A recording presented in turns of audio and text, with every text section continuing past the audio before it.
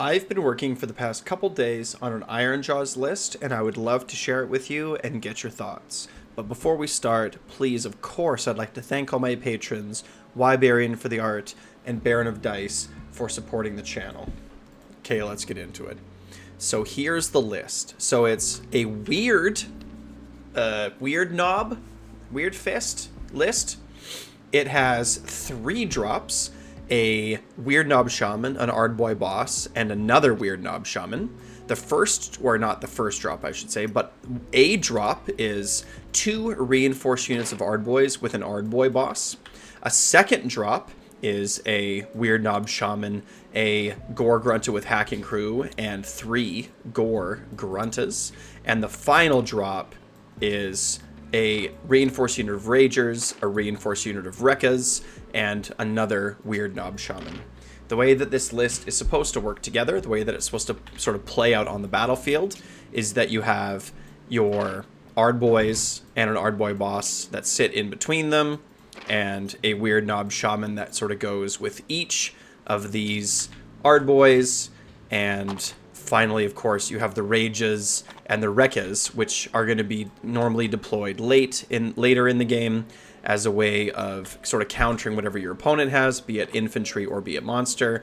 And then off on the flanks, we have a unit of Gore-gruntas and a Hakkin Krew sort of off on the other flank. And this is how the list. This is sort of how the list is supposed to form up, right? When you're sort of seeing it and putting it on the table, it'll look something like this. I really like symmetrical lists.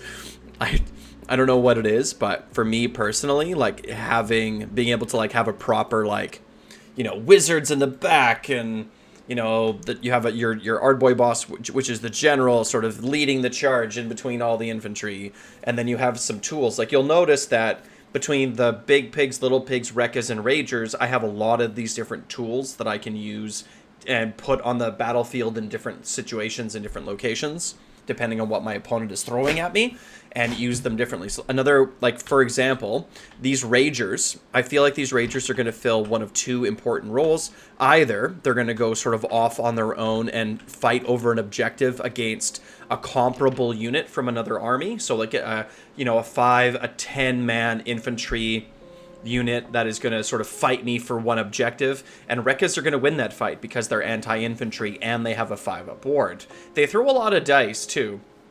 So if they have 6 dice, 4s and 3s, 2 Ren versus infantry, and 1 damage, that's 36 potential damage on Ren 2. With all-out attack, 3s and 3s, 2 Ren, 1 damage. Like, those Wrekkaz are they're gonna win that fight, right? You can also give them crit 2 hits with a spell from the Weirdnob Shaman. With crit 2 hits, they're able, you're throwing 36 dice, so that means you're going to score 6 additional hits on average, which is good, right? Lots of synergy. Yeah, the Hakkin Krew can run around in the back line, and its role is to sort of like find our opponent's squishy things around the sides and come in and take their back. And the Gore-gruntas are there to be like an alpha pin. If my opponent has shown me that they have left something open, I can put the Gore-gruntas down and charge them in and try to do some pinning, and using Mighty Destroyers to sneak in units and really be annoying and keep them pinned. Check out my video interview with Aaron Newbaum. He talks about that in detail. But yeah, another thing too is I wanted to go with 2 Weirdnob Shamans. The reason is because I really like these manifestations, this Gorka Morka manifestations. And by the way, if you're looking for these things on Tabletop Simulator, come check out my Discord. We had some fantastic people doing this stuff in Discord. I'm going to take a moment to make sure I get this name right and I shout out the right person, because I'm sure they put in a lot of effort doing this. But here we go. This is from Chekolapik. Right here, this guy right here. Big smiley face. What a guy. What a guy. Yeah, you can definitely check this out. So because we're now actually playing pretty good manifestations, like this manifestation lore is fantastic. Right? Like, it's fantastic. Like, the swamp denying runs and redeploys, very, very good. The feet stomping forward. Like, don't forget, too, that they get to move the turn they're placed, because it's not a move, it's an ability. So you have to place them within range of the Swamp Kala, but then after that, they still get to move another 9 inches forward that turn. So very, very strong, like very, very good manifestation lore. And the Ironjawz also have a teleport spell, which is fantastic when you're talking about using Ardboyz, right? Because they're slow, so you can throw them forward, and they can they can stand right on objectives as everything else comes catching up. And the spell, the unlimited spell, is you can give crit 2 hits. So if my manifestations are already out and I have 4 casts, it's like, well, I can do Hand of Gork, I can do Hand of Gork, they can both do the crit 2 hits, and that, right? Like, I'm always going to have spells to cast, and I think that's much better than the War Chanter. I think just being able to keep casting spells, having 4 banishments if I need, I think is very, very good. In this list, you'll probably start with one of the Weirdnob Shamans up in the tower, and right, because at the very beginning of the game, you know, it does give them a little bit more of a footprint, right? That their footprint becomes this much larger. I think it's 100 millimeters. Is that what it is? Can't remember. But the and then the Weirdnob Shaman is able to actually move out of it and get some speed. But the boss rock tower, I don't think is that important in Ironjawz. Like, it's nice, but if you don't have a hero in it, it's not the end of the world. If people get within 18 inches on a 4-up, you can pull a charge die away, but that's also what the Foot of Gork does, so you can do it in multiple locations. It depends on the map. So if on a map like this, for example, you could put the boss rock tower in a position like this over here, away from, you know, assuming this is 3 inches away from everything, and then 18 inches away from this is pretty big. So anybody that's coming, you know, within range of, like, even this objective, right? Like, you're able to turn off that extra die of charges. So depending on what you're doing, right? But you still have to be wholly within 12 for the Weirdnob to get his extra spell off, to get that power level up +1. So, but yeah, like, it's good. Like, it's good, but the manifestations are great. So 4 casts, 3 manifestations, and a teleport is what I'm doing turn 1. And then after that, it'll be casting every manifestation, banishing every manifestation, still casting Hand of Gork, still casting, I think it's Basham Lads is the crit 2 hits spell. But crit 2 hits, yeah, is good on everybody. It's less good on the Ragerz, and it's, you know, not great on the pigs, but that's okay.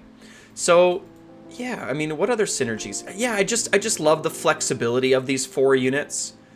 You know, I just love the flexibility of it, and Ardboyz are really, really good, right? Ardboyz are really, really strong, so just having lots and lots of Ardboyz is definitely the way to do this. Like, just look how much space they take up. They take up so much space, you know? And it's like, oh yeah, keep that Ardboy boss there, right? Keep these guys wholly within 12. Easy game. So there's a couple of ways that you can change this list up to make it a little bit different. There is enough room in this list just to take out the Gore-gruntas and put in a Gore-grunta Gouger. There are enough points left over. Check the description for a full detailed list. So you can do that. Another thing that you can do is you can actually... Okay, sorry. So in this list, what I'm taking for my thing... what I'm taking for my Honor Guard is Prized Beast. Not having to bracket is good, but getting +1 to hit, including the companion weapons, is very, very strong. Very, very strong. If I look at the profile for the Hakkin Krew, what you'll see is, just like lots of these other Orc units, we are... I'm going to make sure, I'm looking at it right now so I make sure I'm getting it right. So we're hitting on 4s for the Choppas, the Kill Choppas, the Tusks, and we're hitting on 5s for the Trotters. So all of a sudden, hitting on 3s for all of those attacks is scary. The Maw-grunta Tusks, hitting on 3s, wounding on 2s, 2 rend, and then 2 to 5 damage. That's a significant buff. That's a significant buff. If I am out dropping, like I have more drops than my opponent, then what I'm probably going to take next is charge +1 rend against infantry or against monsters, right? I could also take priority target on like the Ragerz or the Wrekkaz, depending on what my opponent has. I could also take priority target and put it on the Hakkin Krew instead. and take Prize Beast on something else, right? There's no Field Sergeant, which is what I was sort of getting into. Another thing that you can change is you can make the Mega Boss your general, and you can take out the Wrekkaz. And if you make the Mega Boss your general, you put the Ardboy boss in as your honor guard, and then he takes Field Sergeant, which gives +2 move to all of these infantry. I personally am not going to go this direction because I would just rather have the Wrekkaz. The Wrekkaz can run in charge. The Ragerz can run in charge. We have a teleport, and then we have fast units on the flanks. So I'm not overly concerned about mobility. I've chosen to include a lot of mobility, and having Field Sergeant is good, but I don't think it's worth 190 points. What would you rather have? Would you rather have +2 move, or would you rather have a reinforced unit of Wrekkaz? I personally take the Wrekkaz. If you feel differently, let me know in the comments below. Play some games. Let me know how you feel about it. But obviously, Field Sergeant is a very good thing to take. So, but yeah, what do you think of this list? Do you agree that having lots of shamans and really trying to get these manifestations off is really good? Also, if you take the Mega Boss just sits in the tower. That's what you do with him. He just sits in the tower the whole game because the only thing that he can fight with is the Wrekkaz. He's the only thing that lets his brute ability give an extra attack. You could do it with the Ragerz, but they have strike first, so they're going to be fighting before the Mega Boss, so they don't really work. So it's basically the Wrekkaz get 1 more attack, so there's 6 more attacks. Not super great, and he's 190 points, so he's just going to sit in the tower the whole game. So that does, to me, that it just doesn't feel... I don't like the Mega Boss. I'm going to literally throw him that way. Not far enough. Get out of here, Mega Boss. So yeah, do you think that 4 casts is the right way to go? Do you think that having like a little toolbox in the back is right? Do you think that you'll play Gruntas, or do you think you'll play a Gouger? Let me know in the comments below. Also join the Discord. There's a fantastic community of people over in my Discord. If you have questions, if you have comments, if you want to throw your ideas out there, what lists you're playing, that's an excellent place to do it. I am so grateful and thankful that all those fantastic people are there. Come say hi. Like, subscribe. Wah.